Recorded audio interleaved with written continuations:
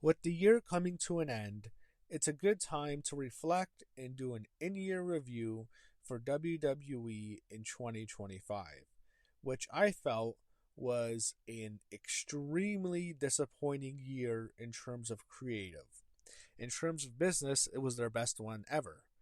However, when you judge the creative, especially from the previous years since Triple H took over, I felt it was a massive decline in terms of quality. I think what most people remember from 2025 was the John Cena retirement tour, and that was mostly received poorly. I think that has mostly to do with the heel turn and how it was botched, and then the WrestleMania main event disaster. That there was a lot of issues, and the heel run itself was very disappointing. The retirement tour itself was disappointing, and I think it's unfair to give it an F like Bleacher Report did, but I would probably give it around the C. And there was things that I did like on the retirement tour. There was good, bad, and the ugly. That's how I'm gonna kind of qualify um, the retirement tour in terms of that. So let's start with the good, the heel turn. I'm not talking about the heel run. The heel run was awful. The heel turn.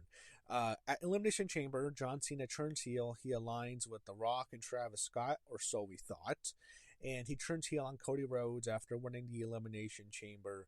He sells his soul to The Rock, or so we thought. Now, I'm just going to ask you to stay in that moment again. Stay in, March 1st, 2025 in Toronto at the, I guess, the Sky Dome. That's not called the Sky Dome anymore, but it's still the Sky Dome to me, damn it. Anyway, that heel turn. It was incredible. The way he turns heel, he kicks Cody in the balls, bloodies him up. First, he had that mean, angry face. It was extremely well done. I thought the camera work was really good.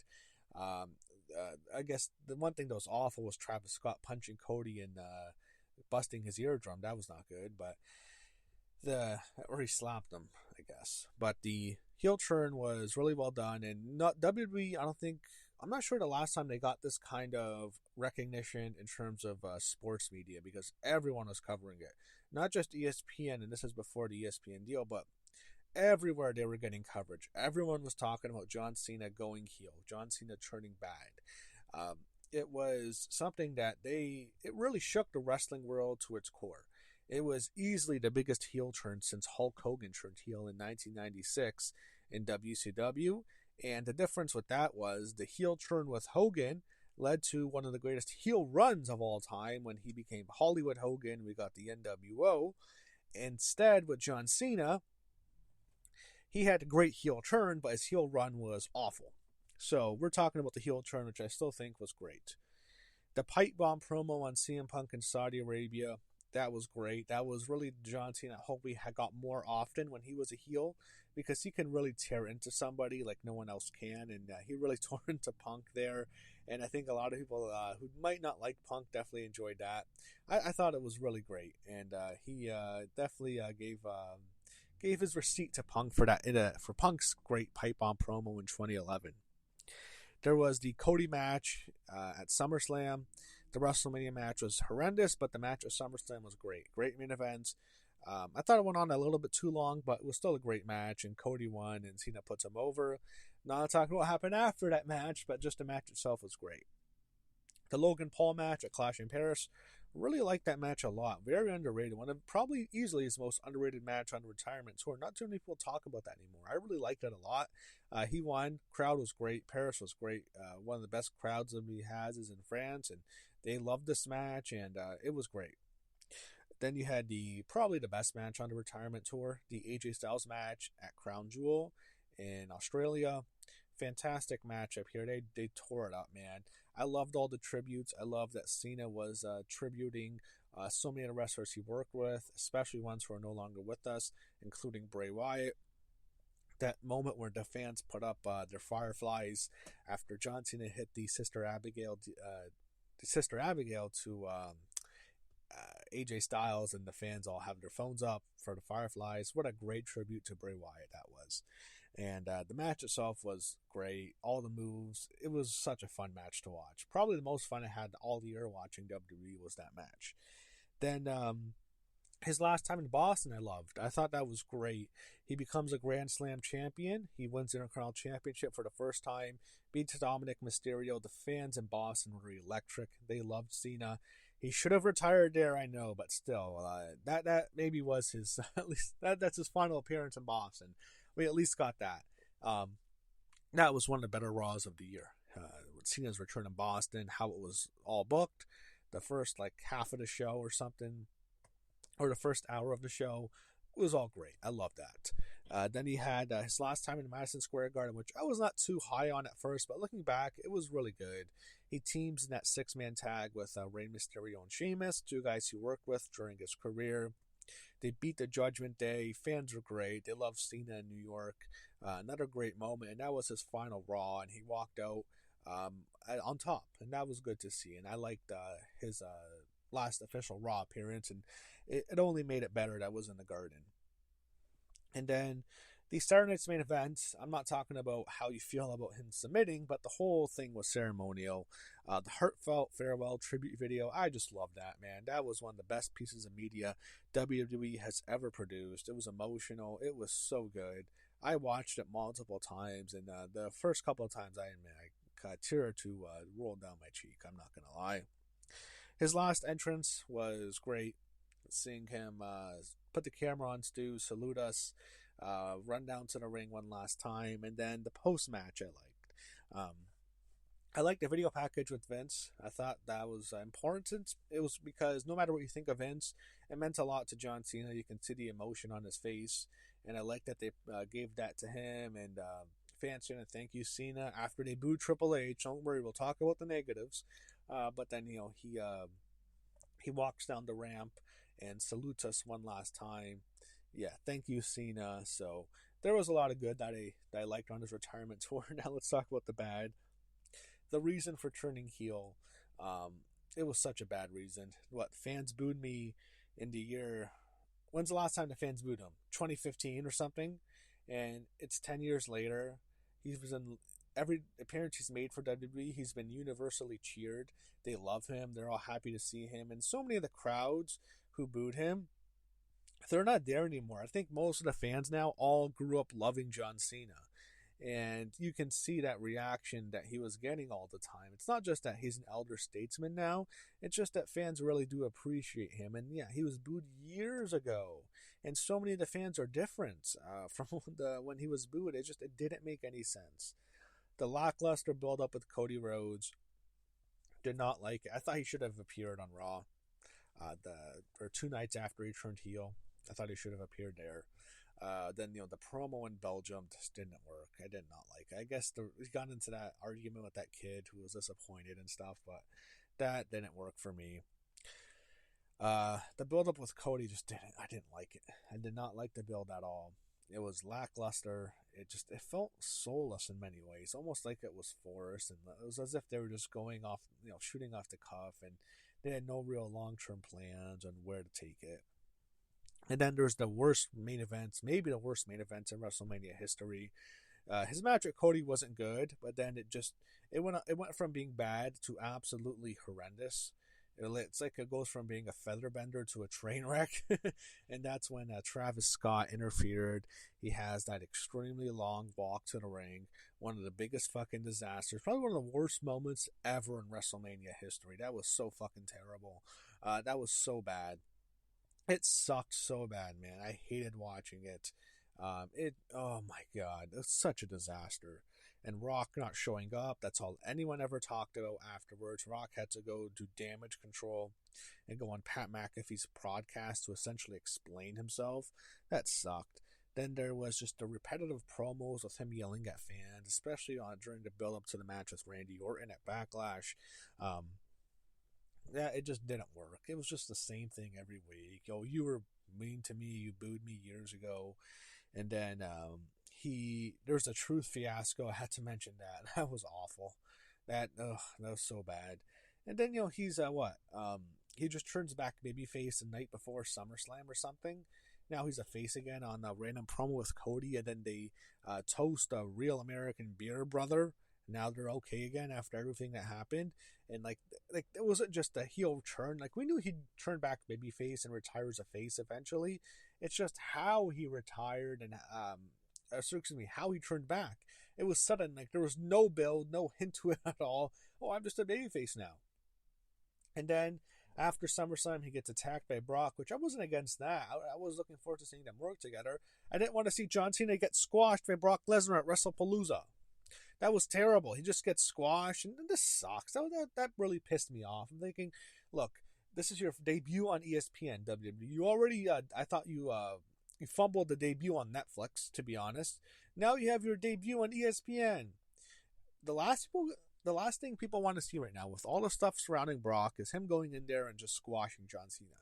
Maybe you can have him win, but having him just destroy John Cena, no one wants to see that. I mean, you have kids crying and thinking, this is horrible. Triple H sucks, man. No one wants to see this. And then he taps out his last match. We'll see. I mean, I hope they follow up with Gunther. I told you my issues with it, particularly how they booked Gunther before by having him tap out to the Yeet Man, but having John Cena tap out, I don't think is good. I think it was a bad decision. No one wanted to see it, and I think there were so many people watching wrestling for the first time that don't normally watch, and they were looking just to watch John Cena's retirement. I think they were going to be extremely disappointed, and I think the next time WWE has like a really big event, they might not watch. People want to see John Cena go out as a hero, even if he loses, even if he passes out instead of tapping out. There's going to be people who are going to be pissed off no matter what. People just want to see John Cena win, but I think that a lot of people would have just been okay with it if he just passed out and Gunther won. Cena did his explanation of it. It just reeks to me as WWE wants to get heat on Gunther, which is fine, but I mean, I hope they follow through with it. And two, I mean, like, you could have just had him pass out and he can just say, I retired John Cena, and he'd get the same heat that he would have gotten either way on Raw. Now, let's talk about the ugly. The Rock and Travis Scott ditched John Cena. That's what happened here. John Cena did an interview with Cody Rhodes on the What Do You Want to Talk About podcast, and he basically said, Rock and Travis Scott bailed on him. I don't know what the reason was. Rock's busy. He had to do Smashing Machine this year, which bombed in the box office, but I mean, got good reviews, and he's being praised heavily for his performance. So Rock had other plans this year. It's just that the how they set it up. I mean, Rock comes back. Rock's the story. I mean, the story is Rock and Cody.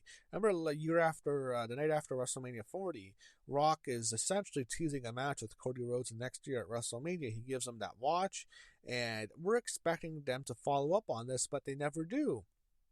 Instead, what we get is Rock not showing up until Bad Blood, and when he came back at Bad Blood, I thought for sure, okay, Rock and Cody, that's set. Everyone in the world thought Rock's going to face Cody at WrestleMania when he came back at Bad Blood last year.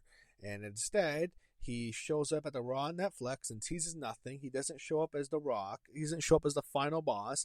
He shows up as corporate board member Dwayne, and that was it.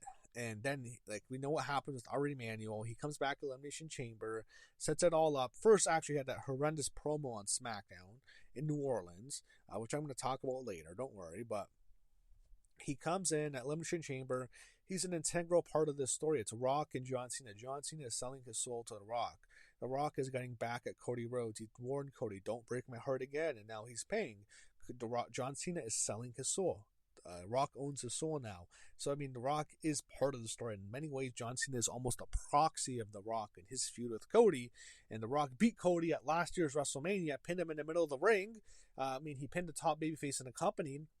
Maybe he should do the honors like John Cena did.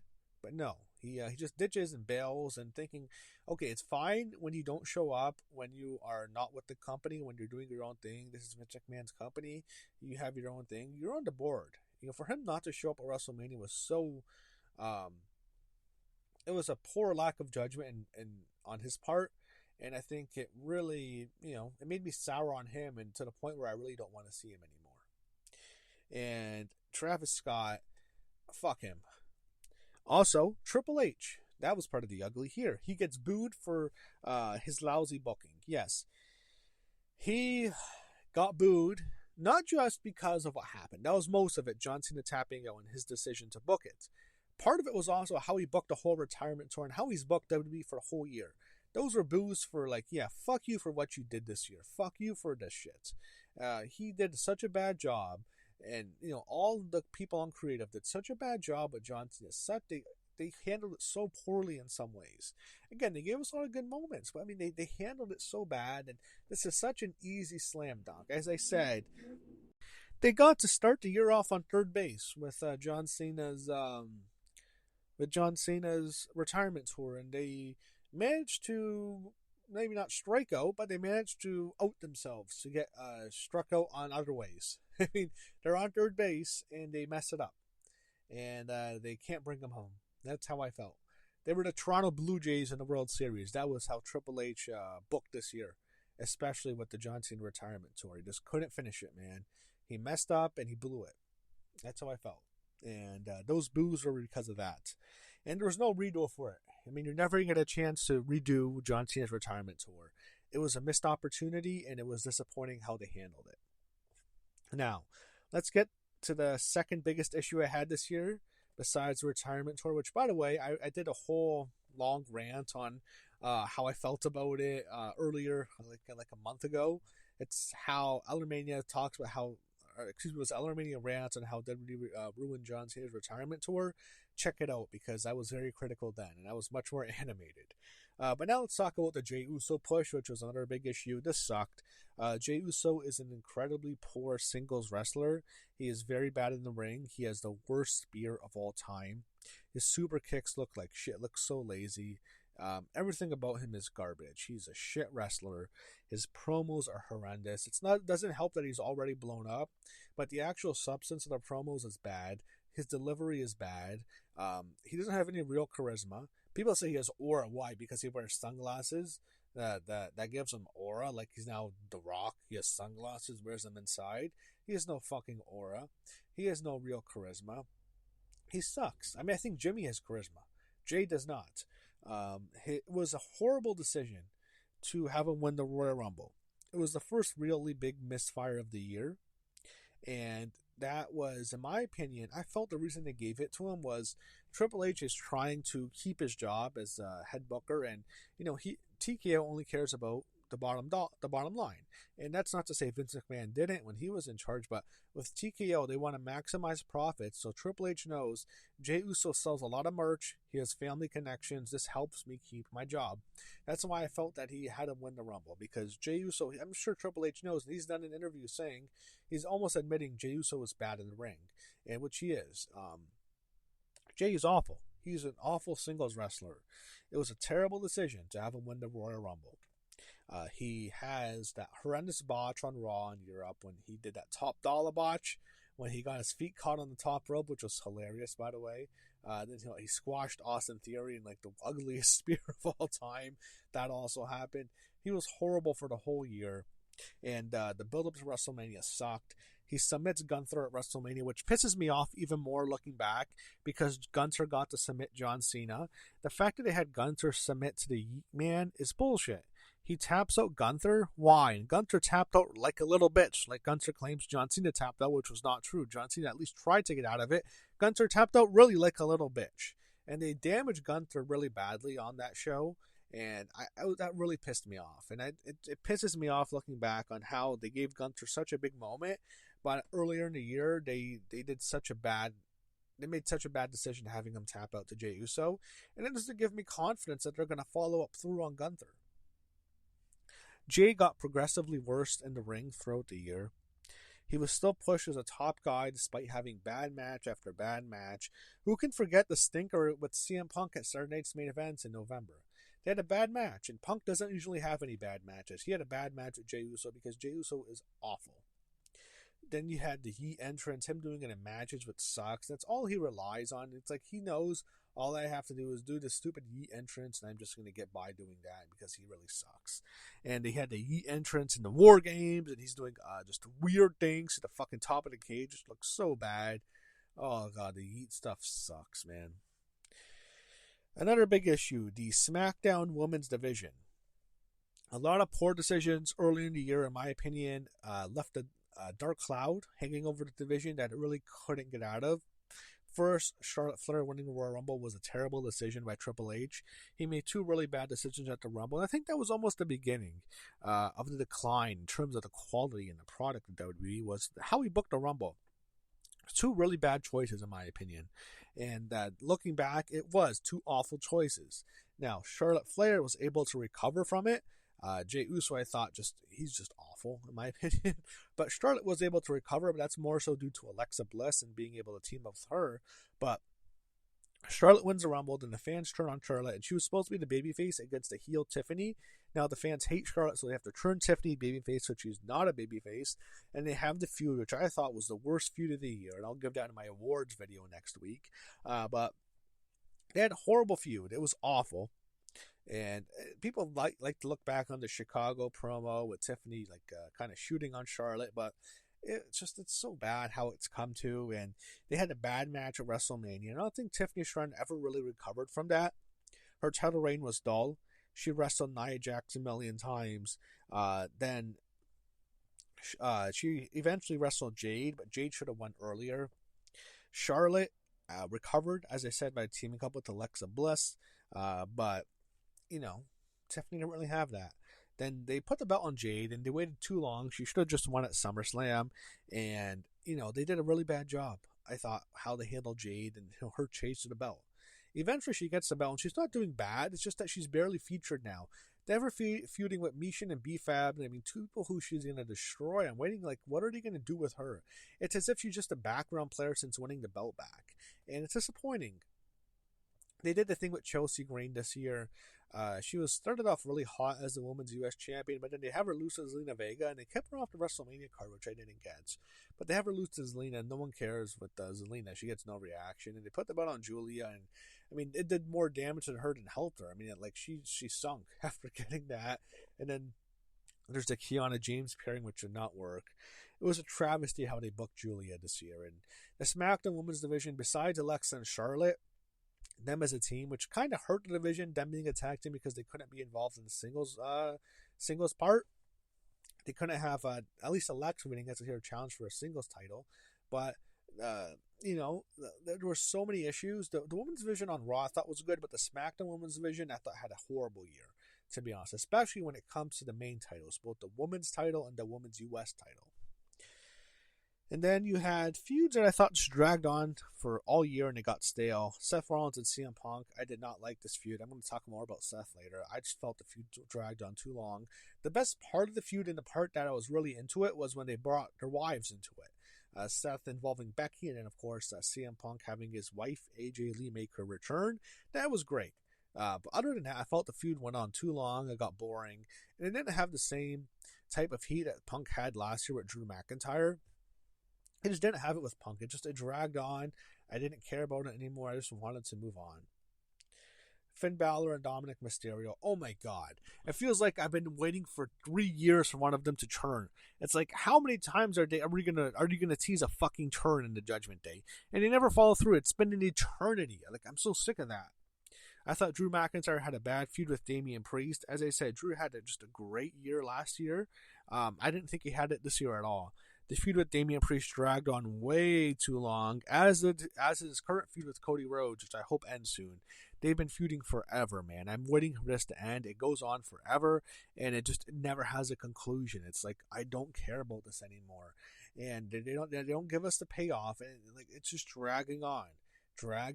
It's as if they're just using it as filler, because they're too lazy to book anything else. Sometimes that's how I feel. I feel they do that. I feel like they think, we can just get 6 months out of this instead of thinking up of a new idea and a new feud. There was Tiffany Stratton and Nia Jax having a series of 1000 on SmackDown. Luckily, they had a lot of good matches together, actually. It's just it went on too long, and Tiffany wrestled her a million times.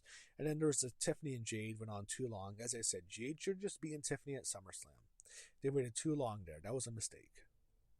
Now, here's another big issue. The Vision. Seth Rollins, we're told, and I asked the AI this, just to be honest. I asked the AI, who do you think had the best year for a WWE superstar in the year 2025? And they said Seth Rollins because of all his accomplishments. And yeah, you look at that, and I also think, the quality of the product was declining from the previous years, and it's kind of strange, or maybe it's a coincidence, how Seth Rollins, every time he's pushed as a top guy, every time he's made the focal point of Raw, every time he's essentially becomes a star of the show, what it's built around, the show declines in terms of quality and also in terms of viewership. And Netflix numbers for Raw are not that good. And Seth Rollins sucks as the top guy. I do not like him as a top guy. I do not like when he opens up every fucking Raw and he cuts his stupid promos with his stupid singing. And he has a voice that I feel is obnoxious. It's unpleasant to listen to. It's very raspy, and I just don't like listening to it. I think he sucks in long promos. He's repetitive. His cackle is cringeworthy. It makes me want to turn off the television. I don't care. There's many times where I even admit I fast forward because it's Netflix, his promos, and I don't like him. I think he's bad on the mic, and many times I think he's turned heel and face so many times, turned back and forth, where it really doesn't matter anymore. And I don't like him as a top guy. He's not Roman Reigns, and it's starting to show with his promos how inferior he is to Roman, because he has Paul Heyman with him now. He has his own faction, and it just doesn't work. Roman Reigns was a star of the Shield. There's no doubt about it now. They were right to make him the top guy. They chose the right guy. Rollins is good in the ring, but that's about it. That's how I feel about him. He feuds with the same people all year. First, it's Roman Reigns, and then CM Punk and LA Knight. And the group improved, I felt, when Seth Rollins got hurt. That doesn't mean I'm happy he got hurt, but I thought the vision itself became better as a group once Rollins was gone. And I thought it helped Braun Breaker and Bronson Reed more. Especially Bronson Reed. I thought he almost had a breakout year, especially with his feud with Roman, which he maybe it didn't achieve everything, because with Roman, he didn't really get to beat him clean or something like that. But I felt that he actually did better with Roman when he was kind of away from Seth and Seth was doing his own thing. And I thought Braun Breaker actually began to really come into his own the last month, mainly because Seth is gone. He's not being overshadowed by Seth. And I think Logan Paul has actually been a welcome addition into the group. I think he's actually made him more entertaining. And as I said, Braun Breaker had that really big breakout promo on Raw. It doesn't happen if Seth is still the top guy. And I think they do better, Braun and Bronson do, and Logan, and even Paul, I think he's doing a better job without Seth Rollins. You had the awful tag team division booking, which was terrible for both brands. The Raw tag team division absolutely sucks. Finn Balor and JD McDonald were champions for an eternity. No one cared. You had Viking Raiders doing nothing. New Day were just horrendous this year. That thing I really don't blame Triple H for and the creative. It's just the New Day suck. I mean, they were awful. Kofi especially I thought was really bad. I thought Xavier was trying. Kofi I just feel is washed. His act is washed. New Day was terrible this year. They had go-away heat. Everyone gave them credit. Everyone was praising them for turning on Big E last year. Now no one cares about them. And I knew that would happen. I knew, all right, give them a couple months, it's all going to fade. And that's exactly what happened. AJ Styles and Dragon Lee have been entertaining, but they really haven't been together that long. And New Day really sucks. I'll just say it like that. They should be let go. I know that sounds cruel. It's just like, I'm done with this act. I don't want to see it anymore. I'm glad the Usos are back, and I have to think that the tag division will be better next year than it was this year, but it was really bad, and I thought it was even worse on SmackDown, because SmackDown has one of the deepest tag team divisions WWE has ever had, and they did a horrible job with it. They actually got hurt by the 3 hours going to 2 hours, and I think they'll benefit more from it becoming 3 hours again, at least I hope. But you have all these great tag team divisions. You have all these great tag teams on SmackDown. You have Fraxium. You have DIY. You have the Motor City Machine Guns. You have the Street Profits. 4 great teams. WWE doesn't really do anything with them. Instead, you want to feature the Wyatt Six, who suck. I don't care about the Wyatt Six anymore. Yes, I like the tributes to Bray Wyatt, but no one cares that much. And then the MFT, who suck. Why do I have to see the MFT? Solo Sikoa has go-away heat. No one wants to see Solo. It's just nepotism. That's why they're being pushed. Yeah, I mean, the SmackDown tag division, it's so loaded. They feature the wrong teams, and it's not good at all. The MFT itself, I want to give a rant to them. They're nepotism. Solo Sikoa is fucking horrible. He has no charisma. He's really bad on the mic. He's boring. when he comes out, he's the kind of guy where I just want to change my channel when he comes out, or maybe like turn off Netflix when he comes out, watch something else. Maybe I'll watch Stranger Things or something when I see Solo Sikoa come out. I don't want to see him. He gets TV time due to nepotism. That's all it is. There are so many stars on SmackDown who don't get time, but we're Solo, who's basically a ratings killer because the SmackDown ratings aren't that good either. He gets time every week, and he's prominently featured every week because of who he is related to. If he was in any other family, I don't think he would be getting featured as much. Now, I want to talk about the worst segment of the year. The Rock returning to SmackDown in New Orleans. The Cody Soul promo was horrible. That was just awful. The Rock rubbing Cody's face with his hand. And it is such a bad promo. It's so horrible. Especially what happened afterwards. And The Rock essentially taking his ball and going home. Not even showing up for the rest of the year. That sucked, man. That was awful. And the Cody Soul promo, oh my god. And then they announced New Orleans for WrestleMania. And then they pull out the rug from underneath them. WrestleMania 42 is now back in Las Vegas. And 43 is in Saudi Arabia. So it's going to be years before New Orleans even gets to WrestleMania after they thought they had it this year. This sucked. That sucked. And WrestleMania this year, I have to do a separate rant for that. I've ranted a lot. To me, it's one of the worst WrestleManias I've seen in many years. I would say it's the worst WrestleMania since at least WrestleMania 32. And that tells you there's a lot of Vince WrestleManias that were much better than this. This was a bad WrestleMania. I thought it sucked. It wasn't good. The build-up sucked to WrestleMania 2. That was bad. That's one of the worst build-ups of all time for WrestleMania, especially in the modern years. But in terms of the show itself was bad. It was an awful WrestleMania season. Awful WrestleMania. I thought it sucked. I'll just say it like now. I hate WrestleMania this year. WrestleMania 41, one of my least favorite WrestleManias of all time. I thought it was a bad WrestleMania. I thought NXT had a bad year. They started off red hot. The first third of the year or so was great, but then once the call-ups happened and they lost several stars to the main roster, especially in the women's side, I felt the product just kind of nosedived. The tag team division was null. After they lost Fraxium, it just became irrelevant. I mean, no one cared about the NXT tag team division after Fraxium went to SmackDown. They were such a great team. It's like the whole thing collapsed after they left. They tried to push Hank and Tank for a while. Then they put on Darkseid and they killed the whole division. Darkseid are fucking horrible. They're the Retribution 2.0. That's what I usually call them. For most of the year, they've been awful.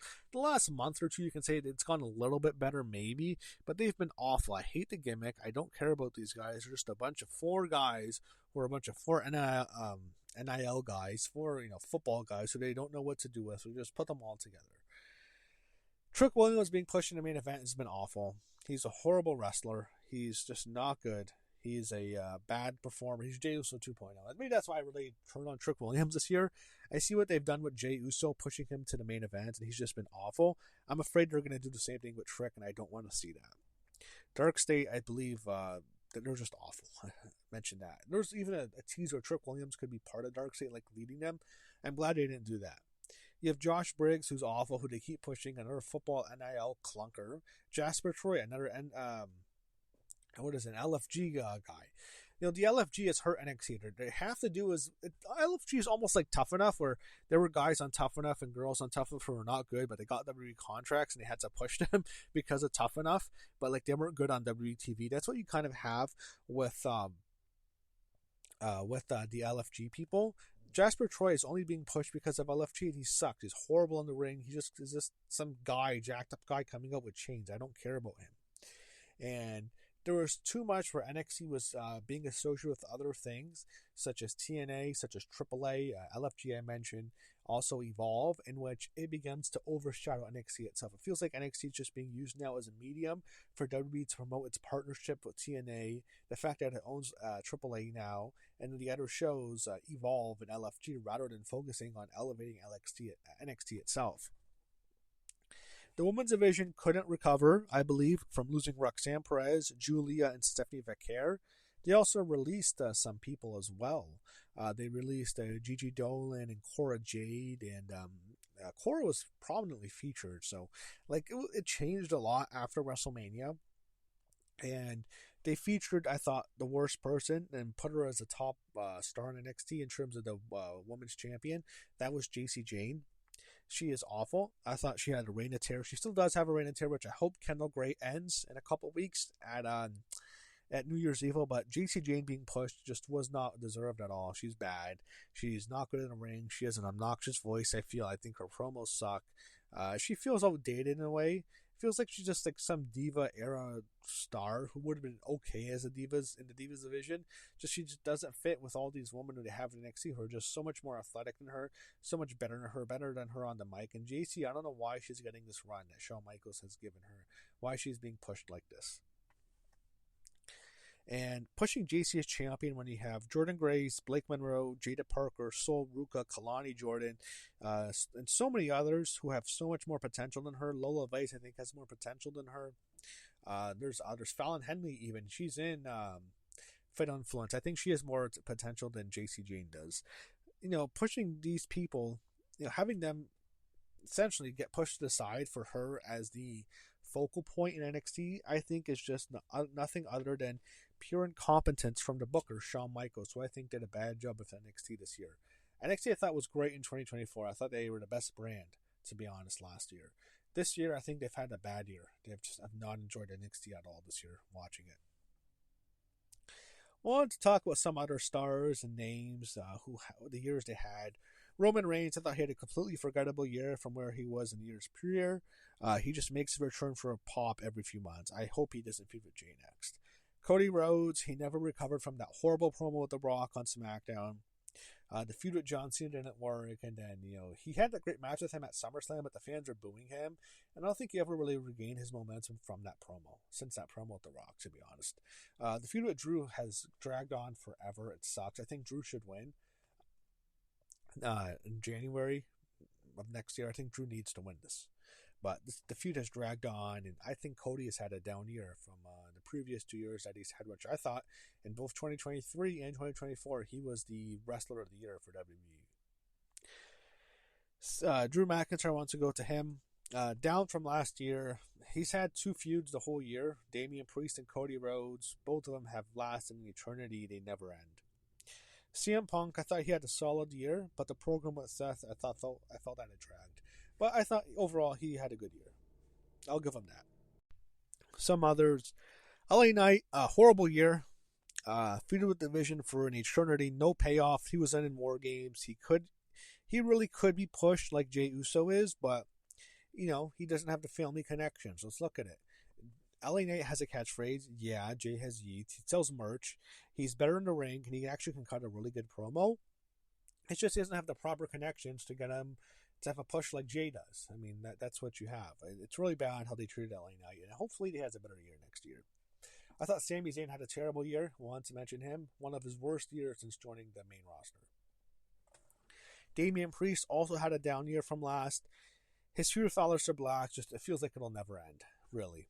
And Aleister Black, I thought he started off well when he made his return. I liked the pairing with him and his wife, Zelina Vega, who is now just known as Zelina, but the feud with Priest, I just felt like it's gone on too long.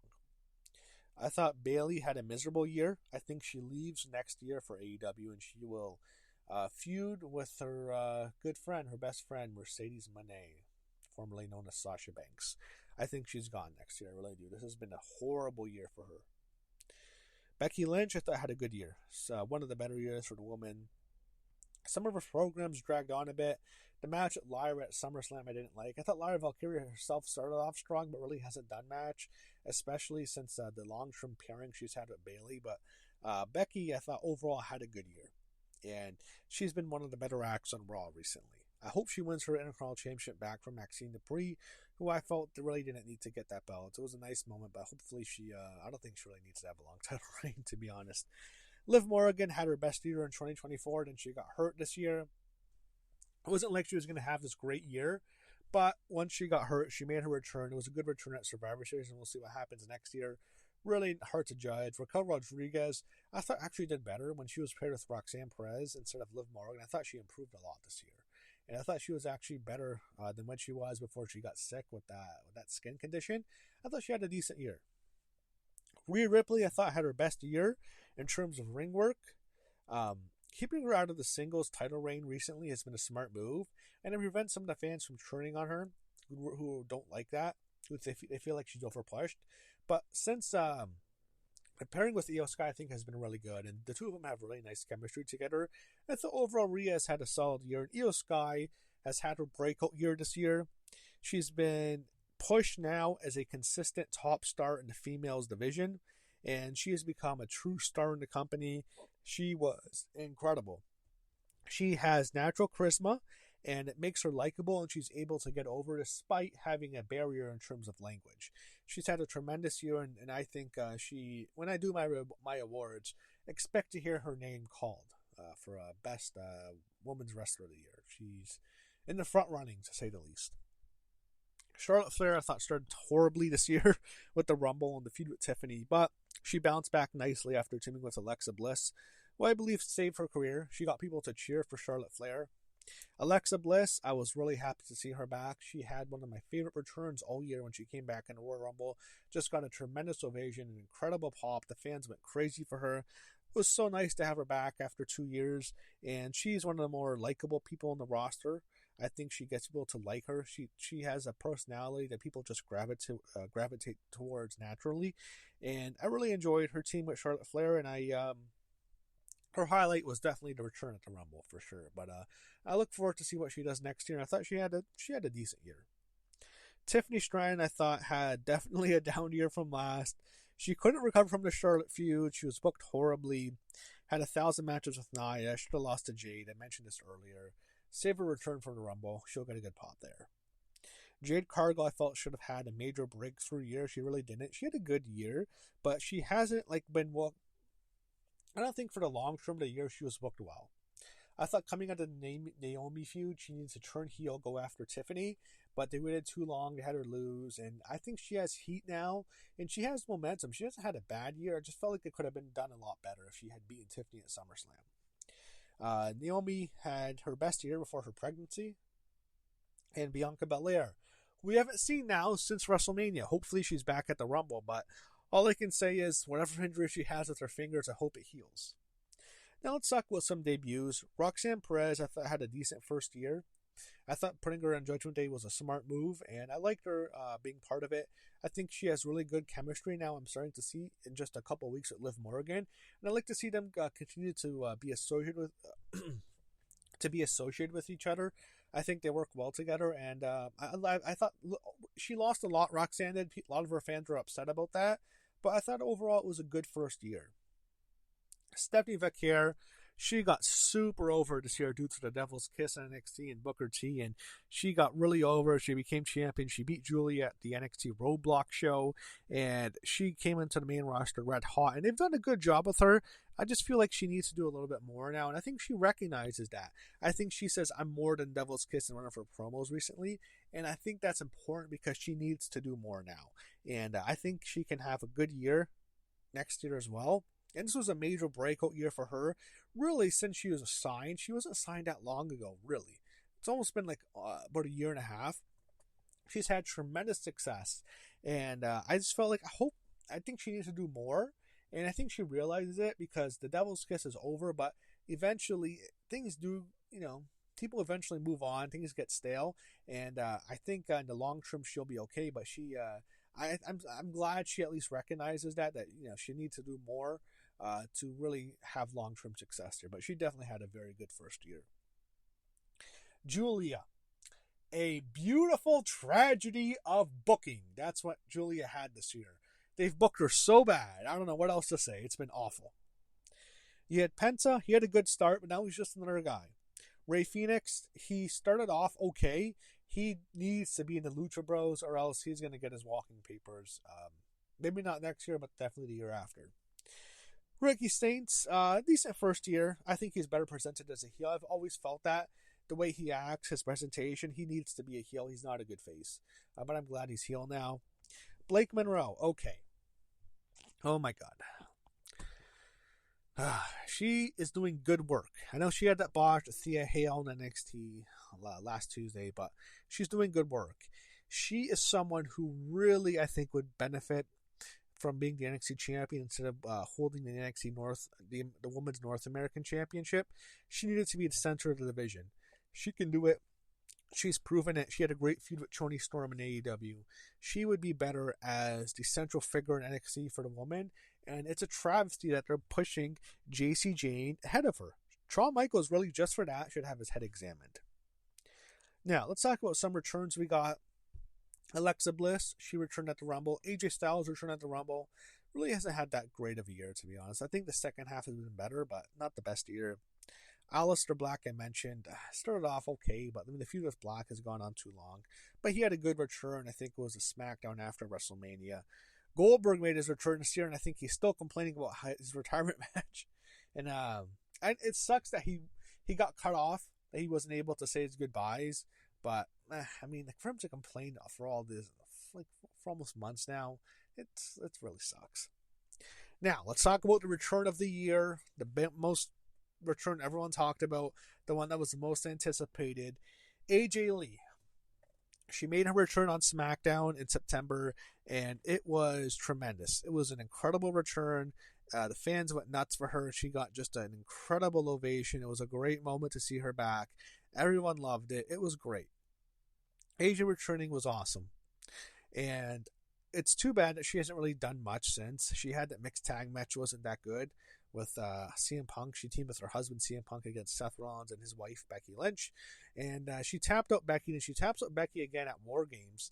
And I don't know, she just like kind of disappears from TV every once in a while. I don't know what they're going to do with her next, but AJ, I thought, had a great return. I thought it was just an incredible moment seeing her return, and she was someone I didn't think would return in WWE. I didn't think we'd ever see her back. I really didn't. Now let's talk about some deaths. That we have to talk about that. There was Black Bart. He died. There was Sabu. He passed away. ECW legend. The suicidal, homicidal, genocidal, death-defying maniac Sabu. R.I.P. Steve Mongo McMichael died. He's more known as being a great football player, but he had definitely a run in wrestling in WCW. He died. And Sir Mo, he was known for teaming with Mabel. In the mid-90s, he died. And now, of course, we have to talk about the death of the one and only Terry Bollea, the immortal Hulk Hogan. I've done a lot of videos on this. I've talked about this. I've talked about his death and how his impact on wrestling. That I can't do it in words right now, especially in the end of a long video. But you can check it out if you want to check out my my Hulk Hogan videos I did on his death, my reactions to it when it first happened, and then his legacy and everything that's said about that. He's the biggest star in the history of the wrestling business. Rest in peace, Hulk Hogan. R.I.P. Terry Bollea. Hulkamania lives forever. So overall, as I said, an extremely disappointing year for WWE. I was hoping for so much more. I think Triple H really deserved those boos at Saturday Night's Main Events for John Cena's last match. Not just for that decision to have John Cena tap out, the man who says he'll never giving up in his last match, just for the way the whole creative team has booked the product in the year of 2025. I just felt it was extremely disappointing, and they deserve to be booed. And that's how I'm glad it was, in a way, it was almost an appropriate end to the year. So that's how I felt. I'll say it one last time. I felt that the product that WWE put out in the year of 2025 was very disappointing, and it should have been a lot more, and hopefully 2026 is better.